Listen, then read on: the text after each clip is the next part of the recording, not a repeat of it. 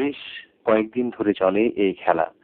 আমরা কজন বন্ধু মিলে সেই খেলায় দর্শকের সারিতে থাকি। খেলা শুরু হয় বিকেলে, চলে সন্ধ্যা পর্যন্ত। খেলায় টিম এভাবে করা হয়, যেমন মালিক বনাম কর্মচারী, ম্যারিড বনাম আনম্যারিড ইত্যাদি। এছাড়াও ক্লাবে ক্লাবেও খেলা হয়, তবে ওই খেলাগুলি বেশি আকর্ষণীয় হয়। আমাদের এই মাঠে সাধারণত ফুটবল খেলাই হয়, তাই এই মাঠের নামও দেওয়া হয়েছে নসিপুর ফুটবল ময়দান। তবে ইদানিং মাঝে মাঝে ক্রিকেট খেলাও হচ্ছে, কিন্তু ক্রিকেট খেলার থেকে ফুটবল খেলায় কয়েক গুণ বেশি দর্শক থাকে। এই থেকে বোঝা যায় যে গ্রামের মানুষ ফুটবল খেলাকে কত ভালোবাসে। পড়াশোনার জন্য অনেক বাবা মা তাদের ছেলেদের খেলতে দেন না। পড়াশোনার জন্য খেলাধুলাকে বাদ দিলে চলবে না, খেলাধুলাটাও পড়াশোনারই অংশ।